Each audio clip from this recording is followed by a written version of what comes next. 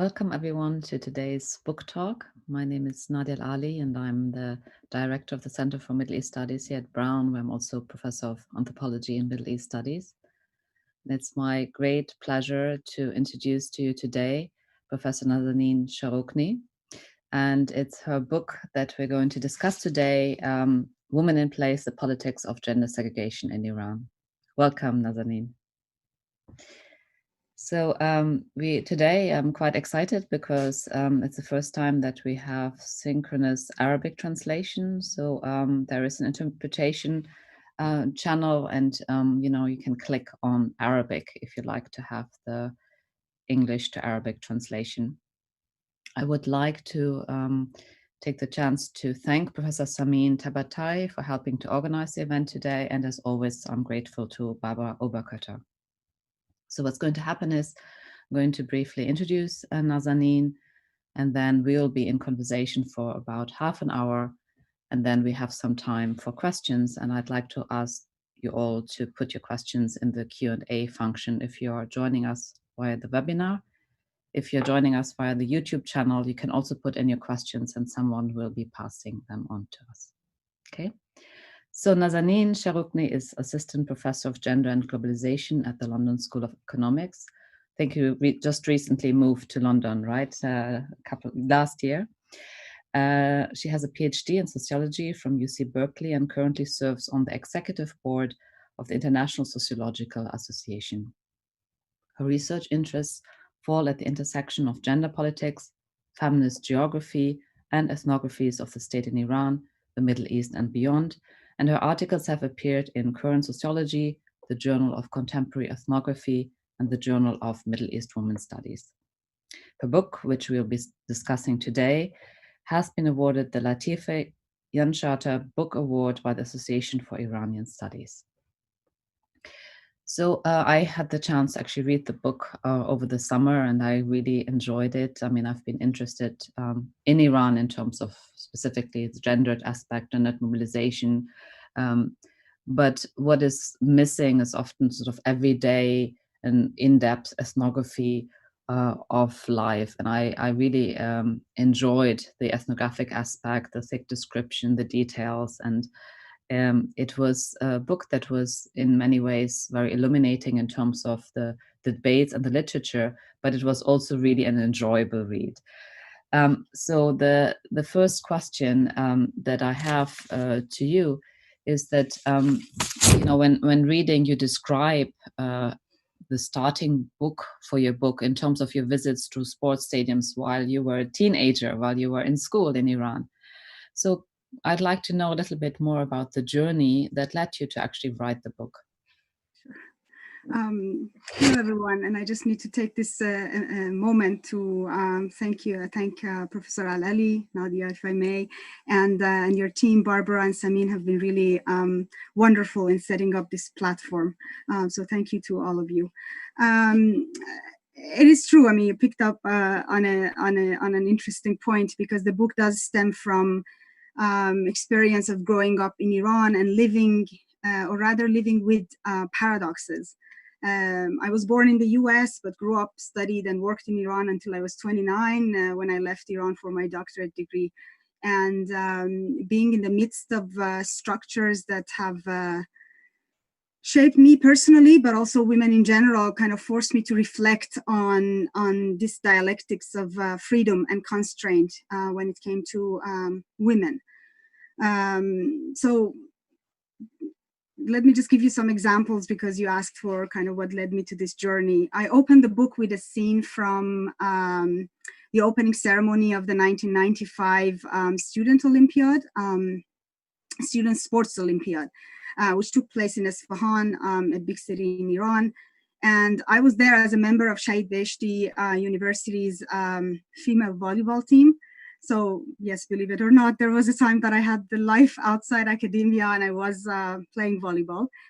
In any case, the boys were already taken in from the main entrance, and we, the female athletes, were kind of channeled in through the back door from a small alley behind the stadium. This later we understood that this was because They wanted to minimize, the sports officials wanted to minimize the contact between us and male athletes who were already inside. And it also gave the officials a chance to, or the time to check on our appearance, to make sure that we are properly veiled and there are no traces of makeup and other things. But what was ironical was that the very officials who were policing our bodies and our behaviors were the officials who had fought hard to, within the masculinist and Islamist domain of sports institutions in Iran, to create this space for women athletes. This was the first time that this kind of joint activity was happening. And so they were invested in keeping the doors open for us, even if these were kind of small back doors. And the paradox is obvious then. These spaces were simultaneously spaces of prescriptions, but spaces of provision. So we were living as Iranian women back then, we were living at the intersection of prohibition and provision, what I call in my book. And in this state of liminality, which I have to say that at times it felt that this is actually normality, that was the reality of our lives day in and day out, I realized that we, that I'm using even now to refer to women, represented a multitude of groups, experiences, and attitudes. So there were female sports officials, there were older team members who were appreciating this opening, this turning point, and then there were us, at least back then, I could consider myself younger members and athletes who were either reluctant to play by the rules, or there were some of us who were actually playing with the rules and bending the rules and making a mockery out of these rules. So throughout the book, it is very much personal. I am reflecting on my personal experience, but the book also represents I can say scholarly or academic or intellectual journey or a political journey, because just as you said, I was dismayed. It represents my dismay at the knowledge production processes in academia about Iranian women, but in general about gender in the Middle East or Muslim majority countries, because most often when people want to analyze something that happens in Iran in terms of women's issues, they reduce the explanation to Islam as the most important as the only factor. And I wanted to kind of bring in other actors, and that's why there are many stories about International Monetary Fund, World Health Organization, or even Asian Football Confederation, and how they were also actors who contributed to the shape of, or delineating the contours of women's rights and women's movements. So, and also I couldn't find myself in the literature that was produced about Iranian women outside Iran in particular. So in some ways, yes, the book falls at this intersection of, is very much political and is very much personal. Yeah, no, I could feel that when reading it. And yeah, like you, of course, I share this, aim to challenge the prevailing frameworks that still exist. I mean, I think that in many contexts we've gotten better, but probably in relation to Iran, it's still a place where there is this tendency to try to explain everything with respect to the Islamic Revolution, the Islamic regime. But I mean, it's not only that we need to look at other factors, as you do so beautifully in your book, but the other thing that I really enjoyed is that you really challenge also the idea of the Islamic State and the government. That it's not a homogeneous structure or body. So in terms of the role of the state when it comes to gender segregation, we have sort of this idea from the outside, there's Islamic State and sort of strictly enforces gender segregation based on Islamic ideals. And you challenge that on different levels. And so I was wondering if you could speak a little bit and reflect on the Iranian state and its changing gender policies. What kind of factors contribute to that? And also what you do very beautifully, look at the sort of historical development. And I'd like you to tell us a little bit about that, please. Thank you, Nadia, for engaging so thoroughly with the book. So yes, again, I mean, you express it very accurately. One of my motivations in writing the book was actually to understand the state. When I started thinking about it, because having grown up in Iran, it was always an enigma for me. What is the state, and why are we sometimes, what are the rules that are kind of shaping the contours of our lives and all of these things. But I had a methodological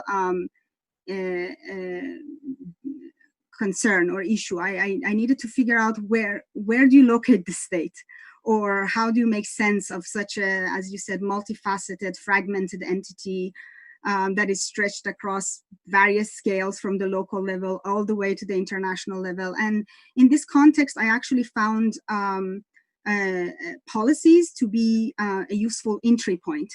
So it was through looking at gender segregation policies actually allowed me to capture the state at its various levels, both at the level of the national, where these policies were national, but also at the municipality level, where these policies are kind of designed, formulated, and discussed, but then also at the level of everyday and local, where these policies are implemented by everyday state agents, the guards in the parks, the police, and so on and so forth. So if I want to use a metaphor, maybe you can kind of liken gender segregation policies as a keyhole through which I was peeking to kind of understand or get a sense of broader changes in Iranian society, but also in the state. If I may share a slide, because I think that will help our wonderful participants here to get a better sense. Because in the book, I chart a transition from one regime of gender segregation to another. And these are characterized by different gender logics, different forms of and patterns of regulation, shifting notions of female subjecthood. So I just want to very quickly show. Can you see it?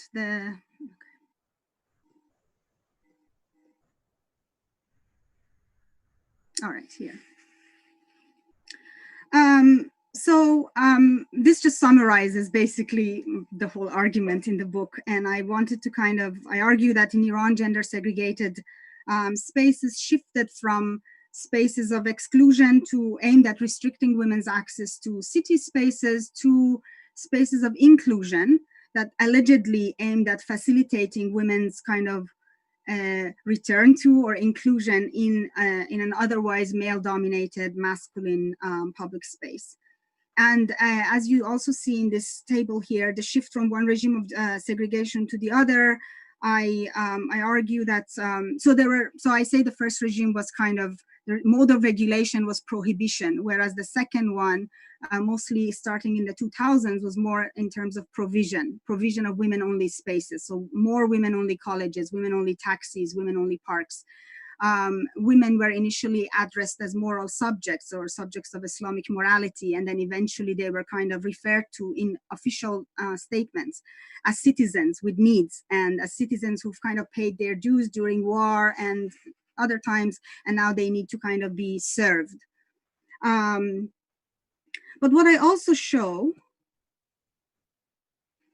is, and this is where I capture the multifacetedness of the state. I show that this shift from one mode of regulation, from prohibition, what I call the disabling of undesired effects, to provision, the enabling of desired effects. This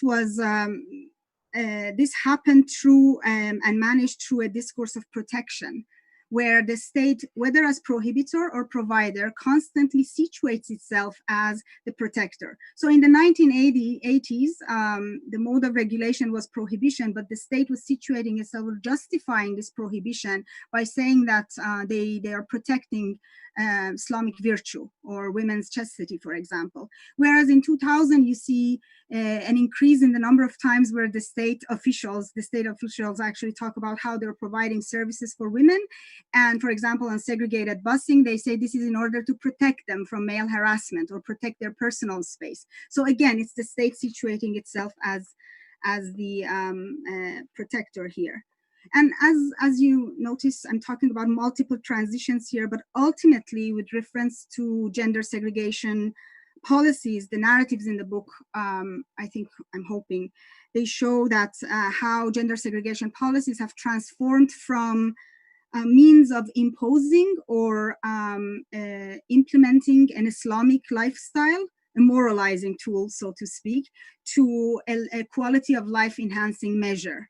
And I also show how this shift has happened because the state has had to reconcile diverse imperatives such as technocratic exigencies or pragmatic considerations about the viability of the state, or even the international influences and conditionalities. So I do talk about UN Habitat, for example, and World Bank in the bus chapter, and how they worked with the state to kind of launch bus rapid transits, although they were gender segregated, and also the role of WHO in kind of promoting this discourse of urban health. So yeah, so I wanted basically, by doing that, I wanted to capture both various modes of regulations, various fragments within the Iranian state, but also its interactions with an international community, which is composed of other states, but also kind of transnational institutions such as the UN, etc. Yeah. Well, but that is really only one part of your story, isn't it? Because so the changing state, and you put this so clearly now, but then there is actually the women pushing back, complying and pushing back. And I found this so fascinating, you know, the way that women navigate those gendered spaces, gender segregation, you know, the level of complying with those, but then the subtle ways of subverting them. And it is, I mean, the way that I read it, it's, you know, women pushing, that is also one important, or if not the most important factor in forcing the change to rethink and respond to different discourses, like medical discourses, for example. So yeah, if you could tell us a bit more about the way that women actually play, maneuver, navigate, and resist gender segregation in Iran. Yes, one of the difficulties I had doing my research, and I put the blame there because the book took me a long time to write, all my targets were moving, because I wanted to capture kind of the fluidity of not just the state, but also the multiplicity, but also fluidity of women's position, both within the city, but also vis-a-vis the state.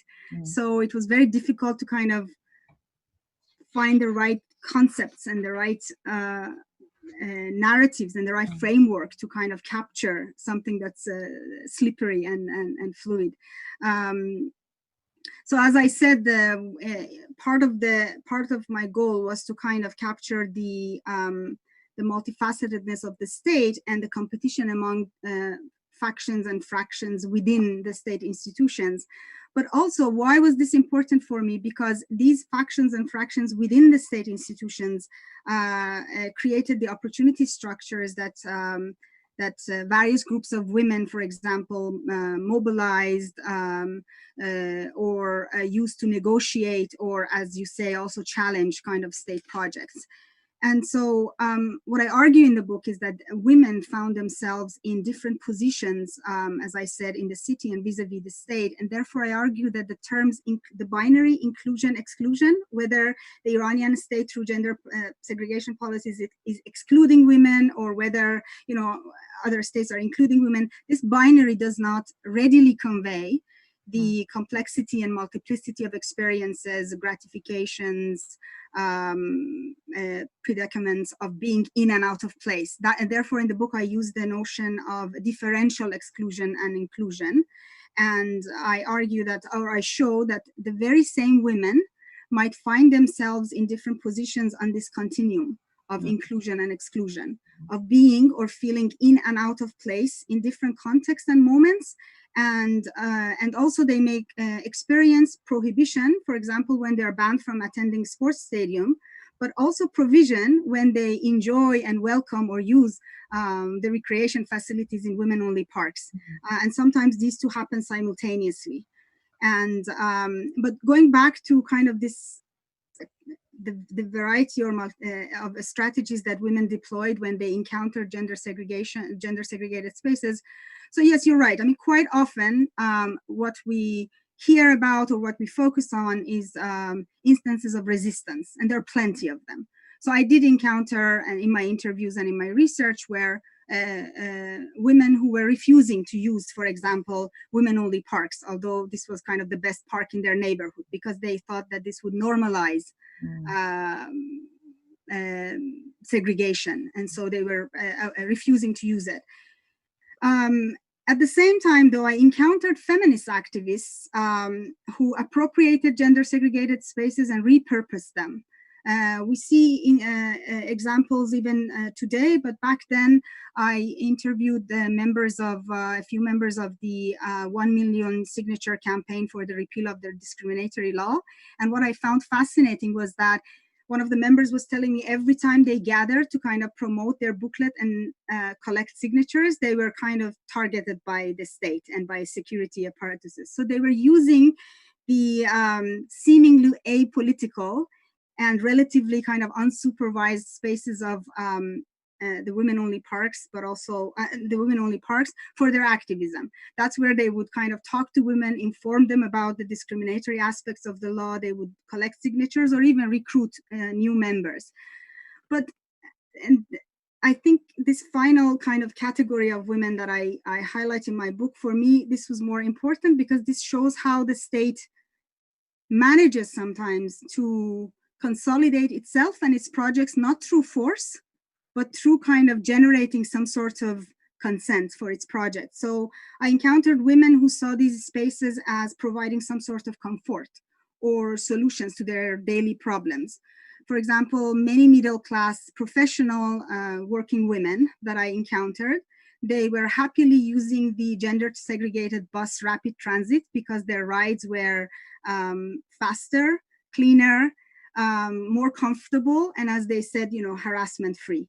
So much so in that sense, what I highlight in the book is that they were becoming active participants in and supporters of this particular state project. But that was not the end of it. They also told me that they've started kind of encouraging their colleagues, their friends, their family members to use these services. And that's where I say, and in that way, they had become kind of the promoters of the state's project of gender segregation. And what's important to note here is that even though they were promoting this particular project, they were not necessarily supporting the state, or they were not regime supporters, so to speak. But what I argue in the book is that it didn't matter, because what is a state if it's not, you know, how does the state consolidate itself if not through its project? And it was kind of this nuanced position. And that's where kind of the interests and the needs of these women overlapped with state interest. And that's kind of the difficult position, I think, for many political activists as well. Yeah, I can see that. So, you know, I do ethnographic research as well. And so I was trying to imagine your research, and I saw you hanging out in buses and in parks and, you know, obviously trying to speak to many women activists, but also just, you know, ordinary women. And so how did it go? What did you enjoy about your fieldwork? What were some of the challenges? Can you share with us some of, you know, your impressions and experiences of doing fieldwork in Iran?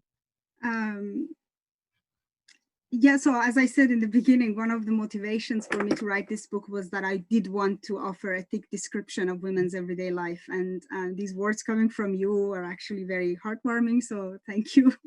And as I again said, to do this research, I was in the US, but I had to go back to Iran and to Tehran, where even though I've been away from it for a long time now, I still consider home. So I do have a section in the book where I talk about, the section is called At Home in the Field, because turning your home into your research site had its perils and perils. So obviously, because I grew up in Iran, I was fluent in Farsi, but also body language, because our bodies are also socialized. So I could easily carry myself in the streets of Tehran without being noticed as as a researcher who's speaking, and Tehran was like, the Tehran streets were familiar stages for me. In many cases, the connections that I developed with the stranger on the bus made them kind of, and it's very common in Iranian culture anyway, but it made them kind of assign fictive roles to me. So they would, fictive kin roles to me. So they would call me, you know, my daughter, Dokhtaram, by the end of the bus ride. So it was, I had many mothers during my bus rides. And also because one thing that I did not mention, when I was in Iran for 6 or 7 years, I worked with Zanan magazine, which was a feminist monthly magazine that was eventually shut down by the government, only to reappear with a different name later on. So that kind of network also really helped me, both in terms of social support, but also reaching out to setting up interviews, but also reaching out to state officials. But because you highlighted the bus rides, I wanted to say that my fieldwork basically entailed discovering several layers of my home city, and I spent endless hours with observing Tehranis and talking to them and monitoring their rhythms, body language, gestures, and the way they occupied and navigated space. So it entailed visiting women-only parks, using the multiple facilities to get kind of a visceral sense, stepping into women's gathering in different corners of the park. And during these visits, I heard many stories of, you know, huge struggles, small pleasures, confusions. I heard a lot about baby poops and unruly teenagers. So there was so much desire to talk and to share, and I appreciated that. And my visits to the stadiums were also exciting. Initially, I was able to capture, these were volleyball matches, which were, back then we were allowed, or Iranian women were allowed to watch volleyball matches.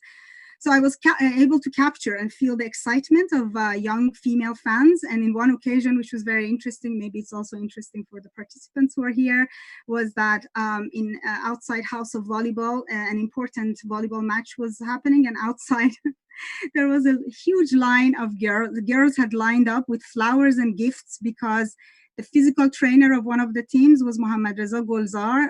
For the audience who are here, they know what I'm talking about. He's a very famous actor and loved by many younger kind of generation women. So, but he was also the physical trainer of one of the teams.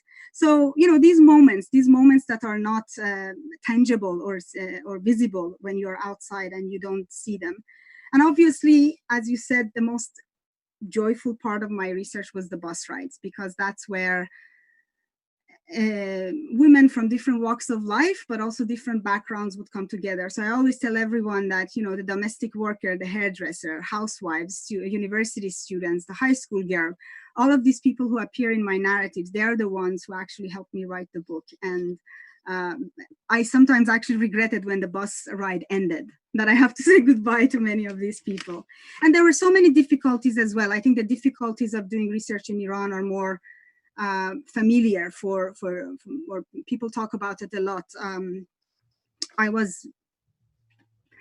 I still say I'm Iranian, but anyway, I was read, and I am an Iranian American. So I was also read as such. And being an Iranian American feminist who had gone to Iran to do research on women's issues, it had its complications. In the political sense, when I was interviewing state officials, there were moments where the suspicious gaze would turn towards me. Why are you asking these questions? And why would a US university even fund you to come and do this research? We know you're coming here with an agenda. So it was, it took a lot of energy to kind of navigate that kind of hostile, sometimes terrain. But then there were also moments where, moving away from the state officials in the parks, I realized, because I was read as an Iranian American progressive, liberal, whatever, feminist, at least by my interviewees, some of them, there was this discomfort in expressing comfort about, in expressing their comfort about using these segregated spaces. So I had interviewees who were constantly telling me, yes, you know, I mean, the bus rides are wonderful, the parks are wonderful, but then I think in their mind, they were kind of calculating, how is Nazanin reading us?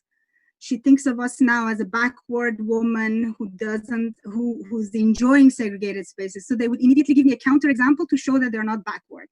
And so these were kind of the moments that sometimes it was hard, because I realized that I myself am being read through certain tropes that I have had no role in shaping them, and it was difficult to navigate that as well.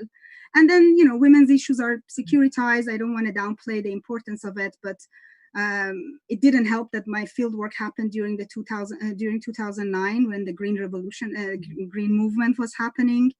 And also many, and still are, many dual citizens were arrested. Some of them were doing research in Iran. So there was a lot going on, a lot of pleasures, but also a lot of uncertainties and insecurities. Yeah.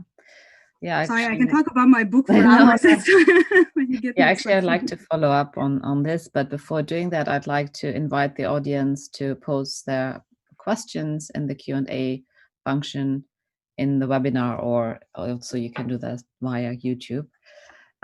So, you know, following up on what you were just saying, I can also imagine then, okay, you were facing these specific challenges, being seen as an Iranian American, but then coming back here, I assume there were also challenges, you know, especially, you know, in the current context. And so, yeah, I guess I have a sort of two-part question. One is about the tensions between the West, and particularly the US, and Iran.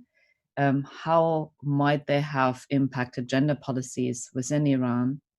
And then secondly, given this context of the tensions between Iran and the US, how has it been for you coming back here and, you know, writing about gender segregation in Iran? Yes. Difficult question.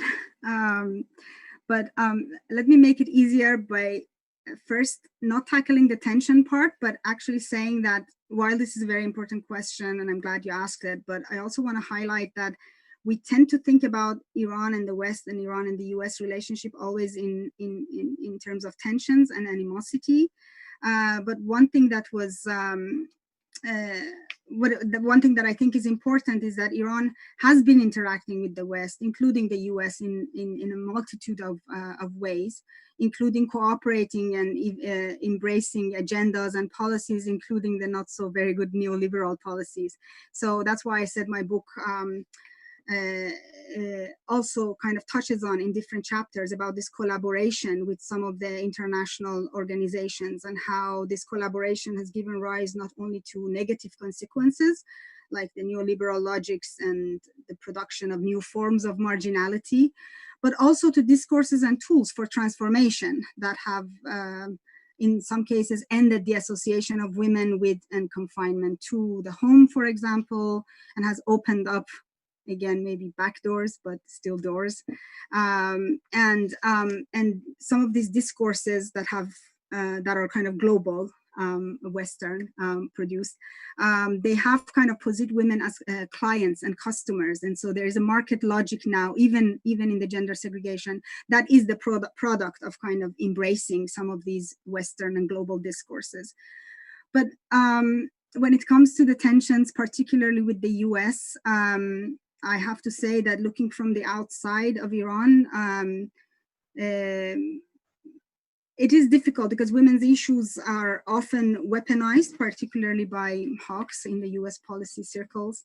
And we've seen how women's rights become the fig leaf of calls for punitive measures that do not necessarily, or not at all actually, improve the position of women. In fact, I'm engaged in another kind of body of research where we are showing how the very policies that are adopted by some of the US policy circles, in particular economic sanctions, US-backed economic sanctions, how they are actually undermining the civil society and the position of women within both civil society, at the workplace, and at home. Yeah, so the tension is actually, it's very difficult. For me, the most difficult part, maybe I can end with this, was choosing a topic, and still, whenever I'm invited to give talks on women's issues in Iran or write a new project, it's very difficult because I'm playing in two different political fields. When I'm inside Iran, my agenda, my priorities, when I was there and I was writing as a journalist or a feminist activist, my agenda and my priorities were different than now that I'm outside of Iran, in the US in one way and now in the UK in a different way. And so I have to constantly reorient myself, because I do write under this constant pressure of which group is going to kind of use this argument, or which discourse is my argument going to feed into. And so it becomes a very kind of difficult terrain to navigate sometimes. Yeah, I can totally relate to that. I mean, I experienced sort of similar tensions and dilemmas with respect to Iraq. And I guess Right. knowing what I know about the Iranian diaspora, you're also facing a very, very polarized diaspora there. So it's not that, it's a kind of inside outside, but it's much more complex. And so I can imagine that this is a very difficult terrain. And I don't envy you, but I'm sure you're doing a great job. I'm now going to turn to the audience. We have a few questions. I'm going to take two, one by Tiba Bonyat, who's saying, thank you so much for this great discussion. How would you suggest to study gender issues in Iran while not being trapped in the Islamic lens of analysis, and in the meantime, considering Islam as a component? And then secondly, a question by Saida Masood, who's asking, what gender dynamics did you notice in the Iranian left socialist groups? Very good questions, difficult ones. So I think for the first one, I'm also going to advertise my book, read my book. I'm hoping that I've tried to do that. So I'm not overlooking, or I'm not dismissing Islam as a factor in shaping the policies. The very basis of gender segregation framework comes from some sort of reading of Islamic doctrines. So, but what is important, what is I think really important, is that exactly that, looking at Islam as a factor, or as an entity that itself, the reading of it is also mediated through the pragmatics of the state, through the connections of the state with the international community. We've seen over the past 40 years in Iran how there have been different interpretations of Islam, and how these different interpretations, how they've shaped, or they've found their ways into policies in different ways. So that's one thing. I think it's also very important for all of us who are studying.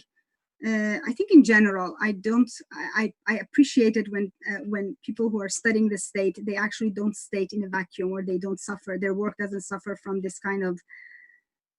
The state is not bound to the national borders. That's what I mean. That in order to capture the fragments of it and its multifacetedness, we need to also look at how the state is engaging both downward with its citizens at the local level, but also upward and outside. It is important to kind of bring in these multiple actors into our research. The second question about the left. I'm not well versed to answer that question, but the only reason I say that is that I think this requires research. I haven't positioned myself in a place where I can speak for the left in Iran. But one thing that I know, at least encountering many of the leftist activists here in the US, I still think I'm in the US, outside of Iran, is that there is this tension between, are we going to criticize imperialism and US intervention and focus on the West as, as the root of all evil in Iran? Or on the other side, it's then, how do we situate ourselves vis-a-vis the Iranian state? How do we talk about the human rights violation in Iran without feeding into the imperialist projects? So I think that's the tension that many of the leftist activists that I've talked with are grappling with. And I'm really happy that I see kind of new waves of activists and scholars who are kind of trying to bring these two aspects together, that it's actually the simultaneous study of what the Iranian state is doing and how, for example, some of the US policies are contributing to the production of some forms of marginality in Iran. So it's this simultaneous study of both components that are very important. Yeah.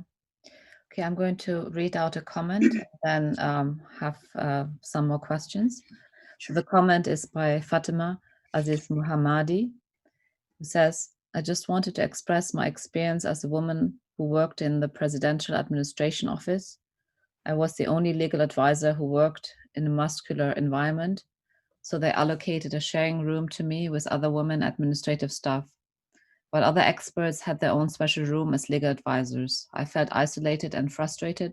Finally, I wrote my resignation after 2 years. So that's an experience. Maybe you want to reflect on this. But now a question from our colleague, Samin Tabatai. One question being, the case studies you analyzed perfectly render the state-mandated gender segregation that is specific to Iran.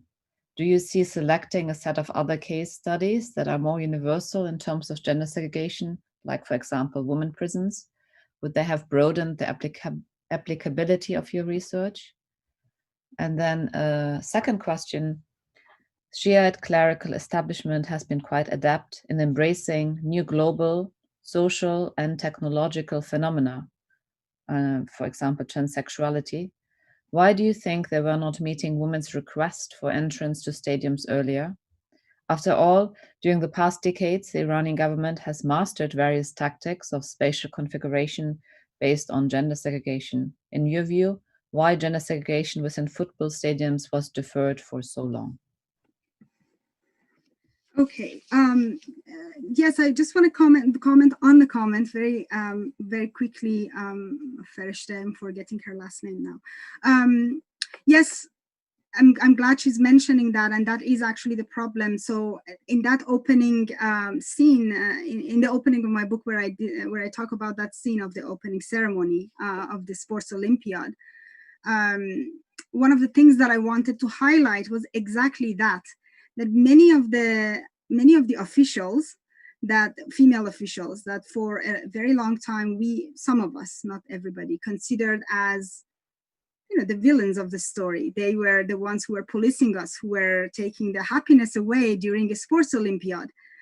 But it took me a while, maybe also working for Zanan magazine, to realize that many of these women themselves were caught up in kind of a web of masculinist and Islamist kind of institutions. So as Ferishte was saying, I think it's just more evidence to not just how these institutions are masculinist, but also how sometimes there's no space for women, and how it makes it difficult to be the only woman who's kind of represented or present in an institution.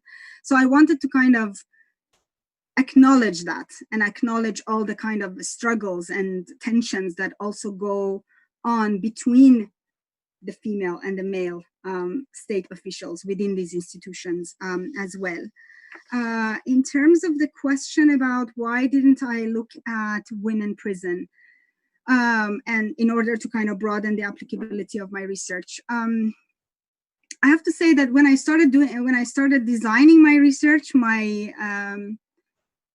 my concern, maybe I did not have this professional concern or even intellectual concern of writing a book that's applicable to many of. I wanted to understand what's happening with women in Iran, and what is this entity that we call the Iranian state. So that's why maybe if I were kind of thinking about the applicability, I would have kind of chosen other topics, but I'll get back to that, and that's why I really like this question. The reason I didn't choose women prison, or even mosques or beaches, which all of them are gender segregated, was because I wanted to focus on public spaces that are, or at least are supposed to be, accessible to women of all backgrounds and all kind of ages and all walks of life, basically. So this is why I didn't focus on some of these kind of very particular women-only spaces, including women prison. But for my next project, I actually decided to do what I think it was Samin who asked the question, is indicating, and I appreciate that. As I finished the book, I realized that and whenever I present my work, I realize that many of these discussions suffer from the fact that many of the audience take Iran to be an exceptional case, or gender segregation to be kind of limited within the boundaries of the Middle East or Muslim majority countries. And so I wanted to kind of, for my next project, I'm following instances or initiatives of gender segregation. They're not called that outside the Middle East. That goes outside the Muslim context or the Middle East. So I'm focusing on women-only taxis across the globe. It's a multinational, multi-country project. And whereas in my book, I zoom in on one country, Iran, to highlight the diversity across or the diverse dynamics across different gender segregated spaces. For the next project, I'm planning to do just what Samin is suggesting, to kind of broaden the applicability of my argument and show how women-only taxi initiatives are being used, but are being articulated differently in different contexts. And the majority of my cases are not in Muslim majority countries.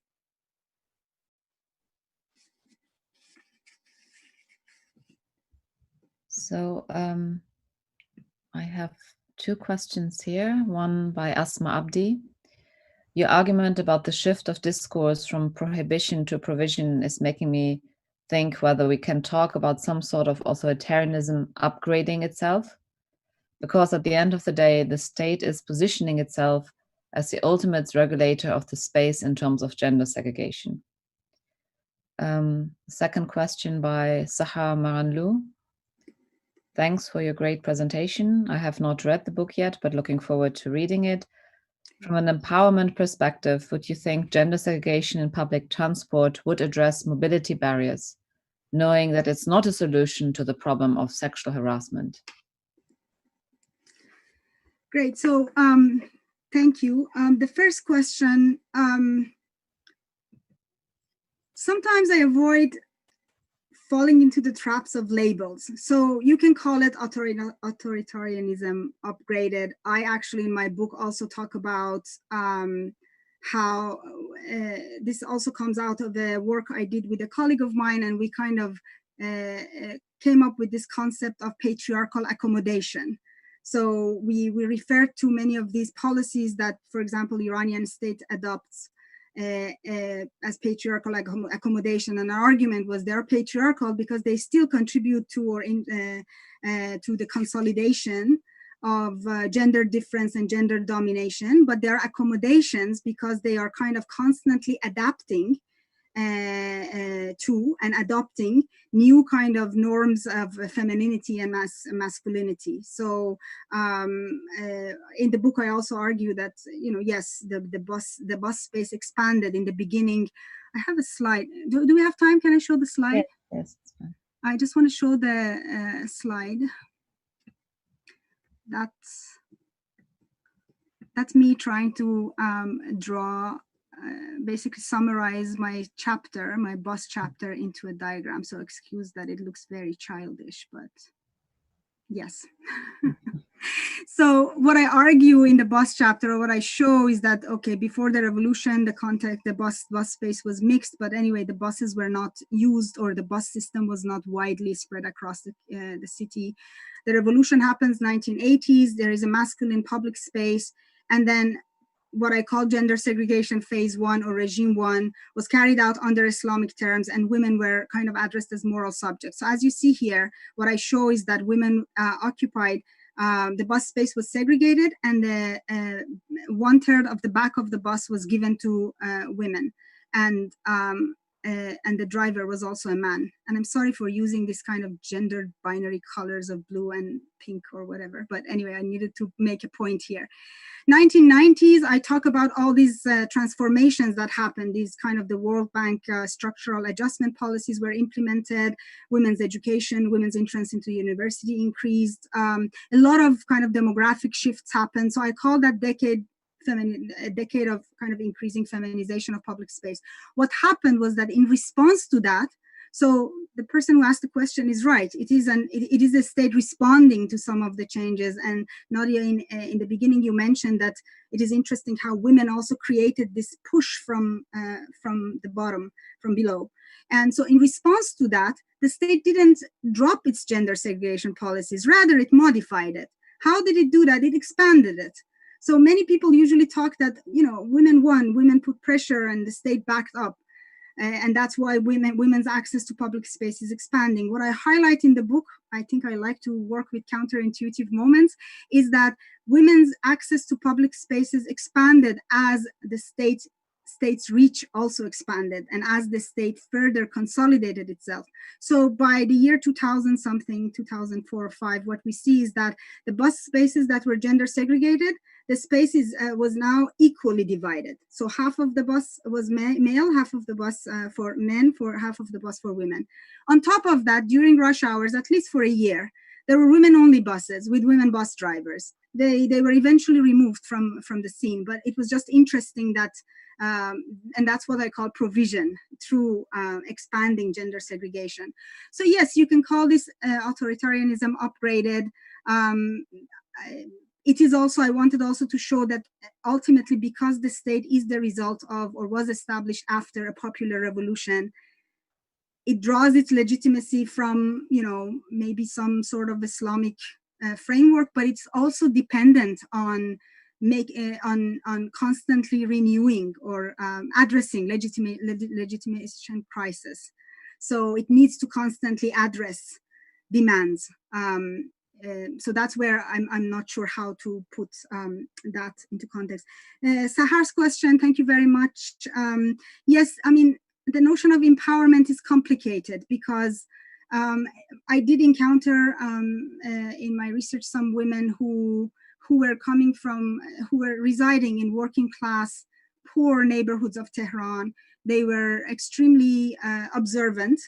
And they were actually telling me that had it not been for segregated buses, so they were even avoiding using private taxis because that would still put them with a male driver inside a closed space. So they were the ones who were telling me that they actually appreciated the bus segregation, and it provides them with some level of comfort and security, or even it was actually more comfortable in terms of habitus because they're not used to being mixed or mingling with men. So the bus space was kind of fitting them. And so they had become mobile. This woman that I talked to, for those who know Iran, she was living in Azerbaijan, which is a street, not the province, a neighborhood in south of Tehran, southwest, I think. And her daughter was living in Vanak, which is a north center, but it's to the north, and it's more kind of affluent neighborhood. And she was several times during the week, she was getting on the bus to come and do childcare for her daughter, who was a bank clerk. So it is empowerment in the sense that mobility is expanding, it's becoming more comfortable, women become more mobile. But the reason I say that, why was she doing that? It was because her daughter had to work, the salary was not enough. So now she had to come and do the unpaid work of caring for her daughters, her grandchildren. So in that sense, it is another form of, I mean, she's doing it for her daughter out of love, but exploitation or oppression maybe. Yeah, but I did encounter many women, not only religious women, I have to say, and actually that's one of the points that I make in the book as well, that even at the beginning, the first decade of the revolution, there were many secular women or the professional women that I mentioned. They were not using the bus because they were religious. They were using it because now the state officials are framing them as, more comfortable with air conditioning, cleaner bus rides. So they were using it because it was just more convenient. And in that sense, yes, it had also expanded their mobility. Great. So we are slowly but surely running out of time. I'm going to read out the last 3 questions here, and then you'll have a few minutes to answer them, and maybe you can pick and choose. But I think it's important to read them out. The first one is by Zainab Saifpour, who is saying, hello, Nazanin, thanks for a great presentation. I'm Iranian and have experienced all these unpleasant segregations. As Iranians, we prefer to blame the government for these drawbacks, but I think even if our regime changes tomorrow, people will follow the same way of life. What do you think about that? I think it comes from Islamic teachings. Such women need support and men can't control themselves, which I guess need to be critically discussed. Did you consider that in your book? Uh, Another question by Ismail Musa, who says, how do you overcome the religious narrative of the role of women and the frontiers outlined by religious leaders to create a specific societal order? Yes, the barriers outlined by religious leaders to create a specific societal order. And then a final question from Samin. Would you be able to elaborate on the location of all women parks in urban space? Were you able to find a pattern in the ways in which the municipality chose the location of these parks? That's a very specific question. And we literally have 5 minutes. So if you could manage to answer those in 5 minutes, that would be brilliant. Okay, I'm sorry to say I have to select. So yes. I picked the last one and the other thing that stayed in my mind. So the first one about, if the regime falls tomorrow in Iran, what will happen to gender segregation or similar policies? Obviously, I don't talk about what has not happened, but I do look at gender segregation policies historically. And I do show that actually and it's a very Foucauldian approach, that what the state what was turned into a state project was a social project. So gender segregation was socially upheld by people. It was a social project and was upheld by people even in the previous regime. So, but what I say is that the previous regime, the Pahlavi regime, what they did was they turned desegregation into a state project, whereas in the under the Islamic Republic, gender segregation became a state project. So yes, it is deeply rooted in some kind of social norms and rule. And you see that what I also noticed, or actually I have to say, acknowledge that I had a foreign friend who was visiting me when I was in Iran, and she noticed that even in my household, when get-togethers happen, automatically men go to one side and women go to another side. They would mingle in other, in other moments, but there is this tendency of separation. And sometimes one thing that I think my work also suffers from, and maybe I can close this conversation by a critique of my own work, is that most of the work that comes out of Iran or is about Iran focuses on big towns, and in particular Tehran. So the issue is completely different when we move to provincial towns, but also in villages and rural areas. And I think there, what one of the person who asked the question is referring to is more vivid and tangible. And I'm just going to end, maybe, if I may, just showing the slide about the location of the parks. That's because I have it here. This is actually the Minister of Health. At some point when they were promoting, finally, after 20 years, women's outdoor exercise, she joined morning exercises with the women in the park. So this is what I wanted to show you in response to Samin's question. So let me just bring it here. So when I was doing study, these dots represent the first women-only parks in Tehran. So the municipality stated that they had three criteria in mind when they were choosing these spots. One was visual security, and that's why I have the first picture at the top, because most of these parks are built on a hill. And that's why I call them Wuthering Heights, because if they're on the hill, they're not visible, and they benefit from some sort of visual security. Otherwise, they're covered around them. It's a green iron sheet. The second one was accessibility. So these parks are usually around public transportation, or a public transportation stop or station is nearby. And the third one was they specifically mentioned social justice. So they didn't want this service to be something that's provided only to the affluent north, but kind of scattered evenly across the town. And you might be interested to know that some of these parks are actually the best parks in the neighborhood that have been assigned to women. And in one occasion, at least for the Mother's Paradise in Abbasabad, there was a petition by the men of the neighborhood complaining that the best park in the neighborhood has been taken away from them and has been allocated mainly to women. Yeah, so. Yeah.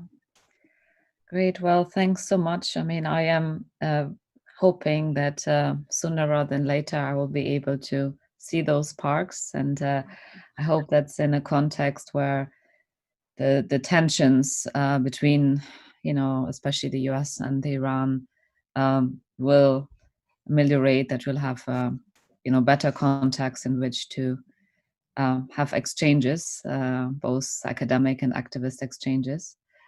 I want to thank you for very, very interesting, not just book, but also conversation.